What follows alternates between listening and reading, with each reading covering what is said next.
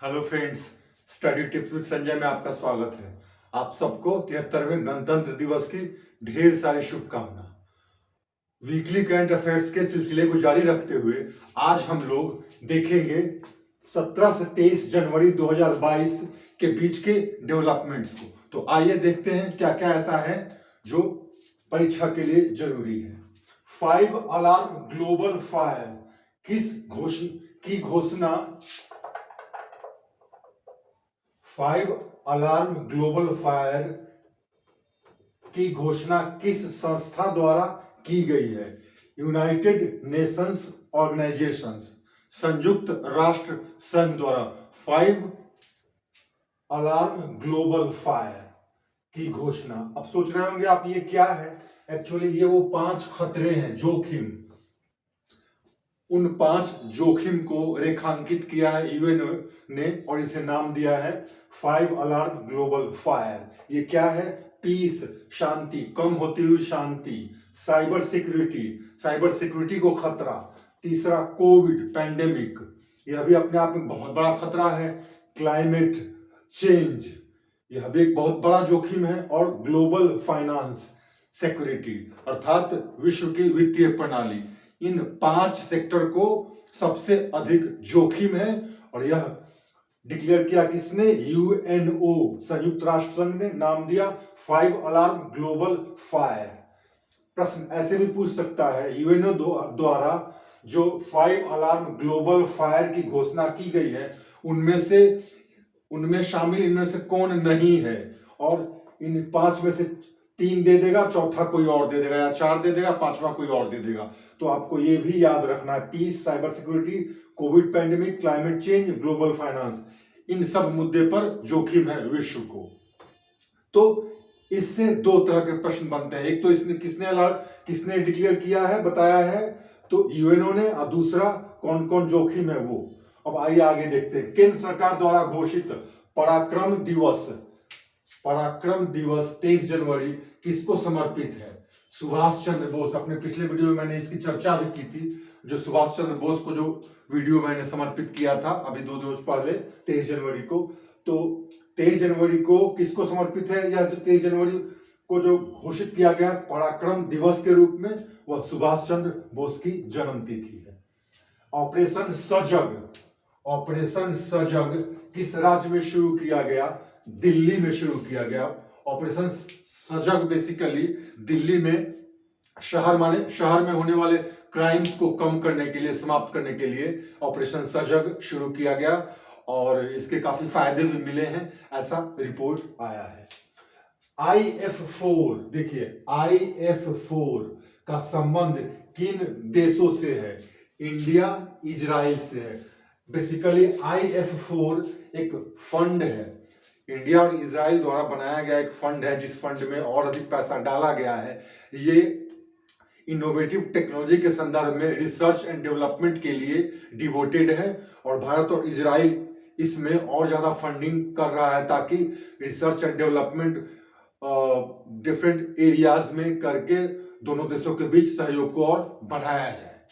तो IF4 का संबंध इंडिया इजराइल से, यह एक फंड है, R&D फंड।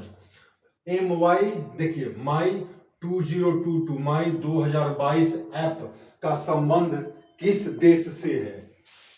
चीन ओलंपिक ऐप, अर्थात चीन से इसका संबंध है। क्या नाम है ऐप का? माई 2022 ऐप। यह चीन का ओलंपिक ऐप है, चीन द्वारा इसे बनाया गया है ताकि लोगों को सुरक्षा प्रदान किया जाए, क्योंकि ये जो शीतकालीन ओलंपिक फरवरी माह में, इसी अगले माह में शुरू होने जा रहा है, उसमें लोगों की सुरक्षा को ध्यान में रखते हुए इस ऐप का निर्माण किया गया है और इसका नाम है माई 2022 ओलंपिक ऐप। तो स्पष्ट है कि इसका संबंध चीन से है। इंटरनेशनल एनर्जी एजेंसी की स्थापना कब की गई और इसके कितने सदस्य हैं इसमें? अब क्या है, थोड़ा सा स्टैटिक जीके लग रहा है।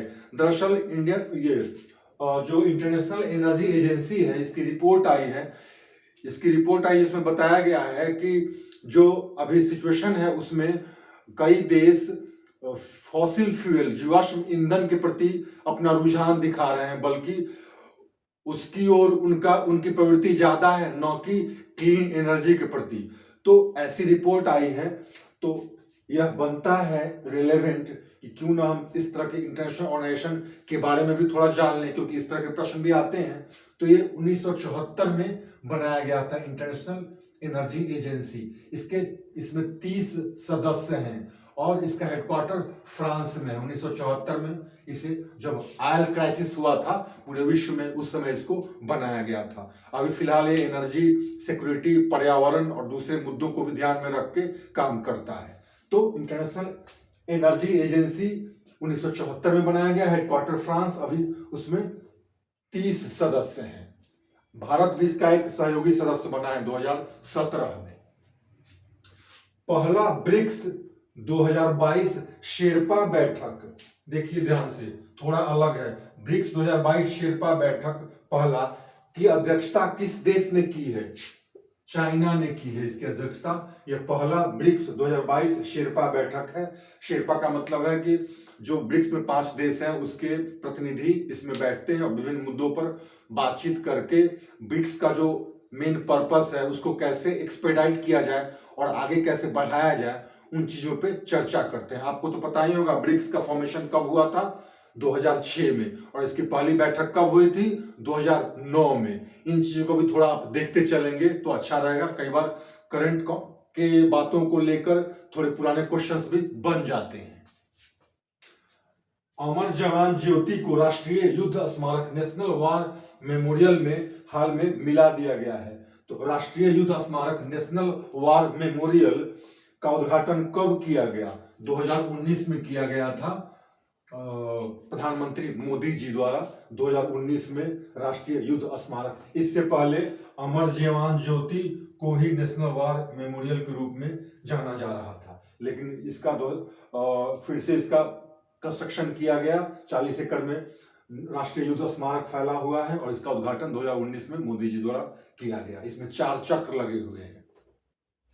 अब आइए देखते हैं क्लाइमेट ऑफ इंडिया ड्यूरिंग 2021 के अनुसार कौन सा वर्ष 5वां सबसे गर्म वर्ष था? 2021 5वां सबसे गर्म वर्ष था। और यह रिपोर्ट किसका है? क्लाइमेट ऑफ इंडिया ड्यूरिंग 2021 यह रिपोर्ट है। और इस रिपोर्ट को किसने जारी किया है? भारत के मौसम विभाग ने जारी किया है।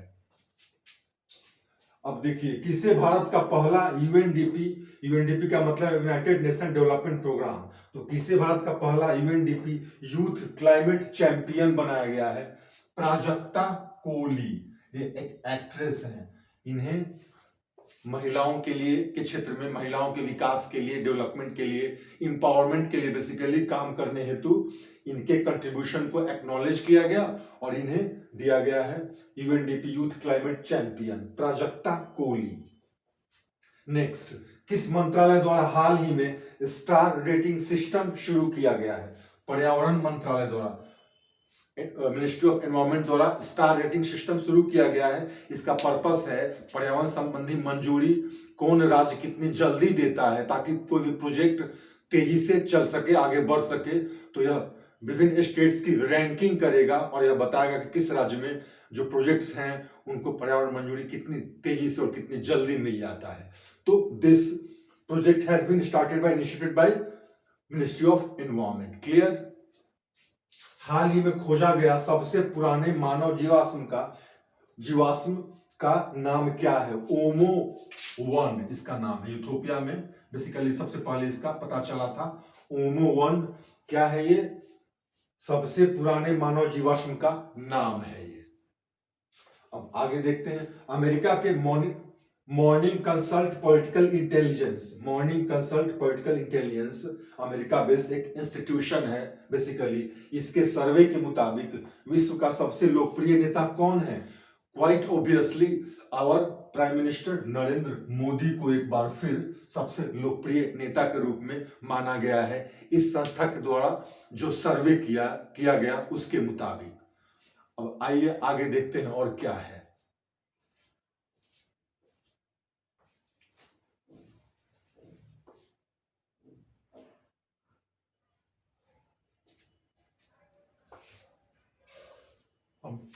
नेक्स्ट है पहले भारत मध्य एशिया शिखर सम्मेलन। पहले भारत मध्य एशिया शिखर सम्मेलन की मेजबानी किस देश द्वारा की जाएगी? भारत, इंडिया द्वारा की जाएगी, जिसमें मध्य एशिया के 5 देश के प्रतिनिधि भाग लेंगे। पहला भारत मध्य एशिया शिखर सम्मेलन मेजबानी कौन करेगा? भारत। हाल में किस राष्ट्रीय उद्यान में जनगणना आयोजित की गई है? काजीरंगा राष्ट्रीय उद्यान। यह कहाँ है आपको पता होगा, बहुत फेमस नेशनल पार्क है, ये असम में है और ये राष्ट्रीय धरोहर, अंतर्राष्ट्रीय धरोहर भी है। तो काजीरंगा राष्ट्रीय उद्यान में की गई है जनगणना आयोजित, जो असम में है। Streets for people challenge. Streets for people challenge किस मंत्रालय द्वारा शुरू किया गया कार्यक्रम है?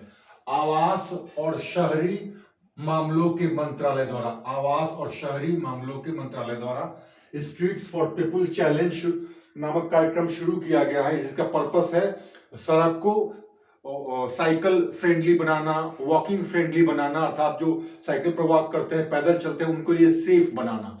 नाम क्या है? Street for people challenge. मुख्य रूप से पूछा जाता है कि किस मंत्रालय द्वारा शुरू किया गया, किस विभाग द्वारा? तो आवास और शहरी मामलों के मंत्रालय द्वारा। आजादी का अमृत महोत्सव से स्वर्णिम भारत। याद रखिए, ये आजादी का अमृत महोत्सव नहीं, बल्कि आजादी का अमृत महोत्सव से स्वर्णिम भारत कार्यक्रम, थोड़ा लंबा नाम है। से आजादी का अमृत महोत्सव से स्वर्णिम भारत कार्यक्रम कब शुरू किया गया? 20 जनवरी 2022 को। 20 जनवरी 2022 को, जिसके अंतर्गत 7 इनिशिएटिव्स, 7 पहल लिया गया है, चाहे एनवायरमेंट से रिलेटेड हो, महिला से रिलेटेड हो, स्टूडेंट से रिलेटेड हो। 7 पहले, अभी अपने आप में प्रश्न बनेगा इसके अंतर्गत कितनी पहले सरकार, केंद्र सरकार द्वारा ली गई है? 7 इनिशिएटिव्स। कब शुरू हुआ? 20 जनवरी 2022। नाम क्या है? आजादी का अमृत महोत्सव से स्वर्णिम भारत कार्यक्रम, थोड़ा लंबा नाम है, याद रखना है। सारथी मोबाइल ऐप। सारथी मोबाइल ऐप किसके द्वारा लॉन्च किया गया? ऐप याद रखना जरूरी होता है, SEBI, security and exchange board of India द्वारा सारथी मोबाइल ऐप शुरू किया गया है। जाहिर सी बात है, security and exchange board of India का नाम आते ही बात आती है इन्वेस्टमेंट की, अर्थात जो अगर आप म्यूचुअल फंड में इंटरेस्टेड हैं, शेयर में हैं, तो उनसे संबंधित जानकारी आपको मिलेगी। कैसे वो म्यूचुअल फंड के क्या प्रोसेस हैं, कैसे उसमें काम करना है, क्या उसकी स्थिति वगैरह, सारी इंफॉर्मेशन इसमें मिलेंगे। सारथी मोबाइल अर्थात जो इन्वेस्टर्स हैं उनके लिए ऐप है। अब 21 जनवरी को किन 3 राज्यों का राज्यत्व दिवस मनाया गया? त्रिपुरा, मणिपुर और मेघालय। एक्चुअली इन 3 राज्यों को राज्य का दर्जा मिला था इस रोज। कब? 21 जनवरी। कौन 3 स्टेट? त्रिपुरा, मणिपुर और मेघालय। 21 जनवरी को इनका राज्यत्व दिवस मनाया गया है। ऑपरेशन सर्द हवा। ऑपरेशन सर्द हवा किसके द्वारा लॉन्च किया गया? Border security force, BSF. आमतौर पर पाकिस्तान से लगे हुए क्षेत्र में यह ऑपरेशन चलाया जाता है और जैसलमेर मुख्य रूप से एरिया है जहां पे चौकसी की जाती है, अर्थात कहीं घुसपैठिए ना आ जाए, या बहुत सारे जो कंसर्न्स हैं भारत की सुरक्षा के ख्याल से, उनको ध्यान में रखकर ऑपरेशन सर्द हवा बीएसएफ द्वारा चलाया गया है। इंडोनेशिया की नई राजधानी नुसंतारा। याद रखना, अपने आप में एक क्वेश्चन है, मैंने क्वेश्चन यह नहीं बनाया, मैंने क्वेश्चन कुछ और बनाया है जो ज्योग्राफी ओरिएंटेड है। एक तो यह इंडोनेशिया की नई राजधानी जो बनने वाली, उसका नाम क्या है? तो नुसंतारा। दूसरा प्रश्न जो इसको ज्योग्राफी में कन्वर्ट कर सकती है कमीशन एग्जाम, कि इंडोनेशिया की नई राजधानी नुसंतारा किस द्वीप पर स्थित है? तो पूर्वी कालीमंतन बोर्नियो द्वीप पर स्थित है। प्रश्न ऐसे भी बन सकता है, तो आपको ध्यान में रखना है, पूर्वी कालीमंतन बोर्नियो द्वीप पर स्थित है क्या? नुसंतारा, जो इंडोनेशिया की होने वाली नई राजधानी, new capital of Indonesia. Leap startup program, leap L E A P, leap startup program किसके द्वारा शुरू किया गया है? ऑनलाइन जेंट जो आप जानते हैं, जैसे अमेजॉन, फ्लिपकार्ट, तो ये फ्लिपकार्ट द्वारा शुरू किया गया भारत में स्टार्टअप्स को प्रॉम्प्ट करने के लिए, सहायता करने के लिए बेसिकली फ्लिपकार्ट ने लीप स्टार्टअप प्रोग्राम शुरू किया है फ्लिपकार्ट ने। अब देखिए, हाल में पेंच टाइगर रिजर्व चर्चा में था, यह किस राज्य में है? यह किस राज्य में है? पेंच टाइगर रिजर्व, यह मध्य प्रदेश में। दरअसल यहाँ एक बाघिन की मृत्यु हुई थी, कॉलर वाली बाघिन उसको बोलते थे, तो इसलिए चर्चा में था।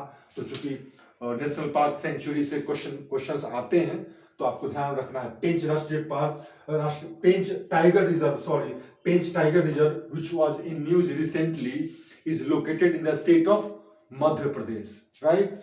तो ध्यान रखना है इसको। अब ग्रेट रेजिग्नेशन का संबंध किस देश से है? USA, America. दरअसल ग्रेट जो रेजिग्नेशन जो टर्म अभी चर्चा में है वो ये है कि वहां पे पैंडेमिक के चलते, कोविड के चलते बड़ी संख्या में लोग रिजाइन कर रहे हैं जॉब से, तो इसीलिए नाम दिया गया ग्रेट रेजिग्नेशन। तो इसका संबंध किससे है? अमेरिका से है। हाल में चर्चित द एनिग्मा, क्या है द एनिग्मा? दरअसल द एनिग्मा कुछ और नहीं, ब्लैक डायमंड है, जिसका प्रदर्शन किया गया दुबई में। ब्लैक कहा जाता है कि ये ब्लैक डायमंड जो है यह अंतरिक्ष में बना था किसी आप कह सकते हैं स्पेस रिलेटेड इवेंट से। इवेंट क्या मतलब, इंसिडेंट से, या जो कहें कुछ ऐसी घटना होती है जो स्पेस संबंधी, उससे बना था ब्लैक डायमंड, जो बहुत महंगा है और इसका हो सकता है ऑक्शन भी हो। नाम दिया गया इसको द एनिग्मा। इसका प्रदर्शन भी किया गया है दुबई में, काला हीरा। तो याद रखना है the enigma is nothing but a very precious black diamond. अब देखना है यहाँ पे एक दो और है, इनइक्वालिटी किल्स रिपोर्ट। यह किसके द्वारा जारी किया गया है? इनइक्वालिटी किल्स, असमानता जान लेती है, इसका मतलब है।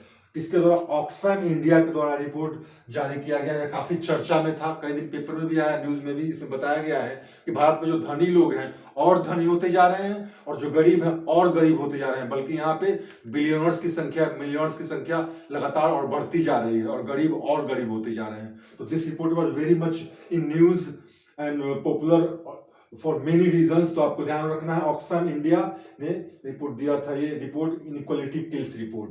और एक और न्यूज है, कृत्रिम आर्टिफिशियल सन, सूरज किसने बनाया था? चाइना ने, काफी चर्चा में था। अब चाइना ने आर्टिफिशियल मून, कृत्रिम चंद्रमा भी बनाया है। तो इस तरह से 17 से 23 जनवरी 2022 के बीच का ये फैक्ट था, न्यूज था, जो शायद आपको एग्जाम में मदद करे। अगर आपको ये वीडियो अच्छा लगा हो तो लाइक, सब्सक्राइब और शेयर करें, और कुछ एडवर्स लगे, कुछ अच्छा ना लगे तो please comment. Thank you very much.